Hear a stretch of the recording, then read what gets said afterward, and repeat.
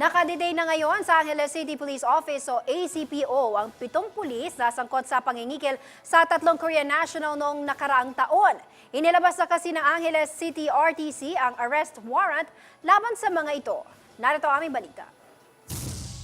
Inilabas na ng Angeles City Regional Trial Court ang arrest warrant laban sa 7 pulis ng Angeles City na sangkot sa pangingidnap at panguhold up sa 3 Korean tourist noong Disyembre ng nakaraang taon.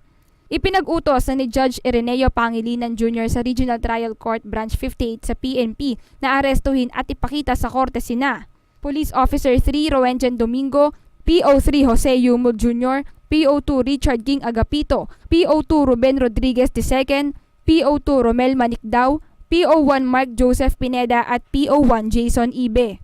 Hindi na hinintay pa ng 7 pulis na sila ay arestuhin dahil kusa na silang sumuko kay Police Chief Inspector Robel Labalan, hepe ng Pampanga Criminal Investigation and Detection Group.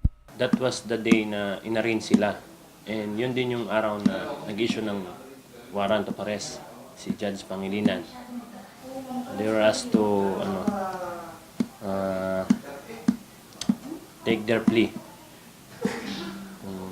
Guilty or not guilty. Ano po yung Reading of charges and So, inaamin na po ba nila itong mga ginawa nila? Or they plead not guilty.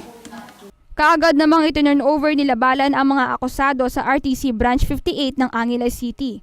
Ibinasura rin ng naturang korte ang motion for judicial determination of probable cause at deferment of issuance of warrant of arrest. Naghain ng mga akusado ng motion for speedy trial at hiniling na idetene sila sa kustodiya ng Pampanga CIDG o Pampanga Provincial Jail.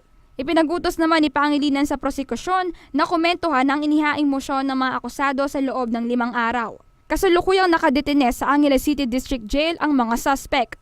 Napile naman na yung kaso so they will just attend the hearing. Napile na yung kaso sa korte. Matatanda ang suspect ang 7 pulis sa pangingidnap kina Lee Ki-hoon, Min Hoo Park at Lee Jun-hyung dahil sa umano'y online gambling. Dinala umano ang 5 Korean national sa Angeles City Station 5 at puwersahang pinagbayad ng 300,000 piso. Ako si Zaira Reyes para sa Metro Central Luzon News.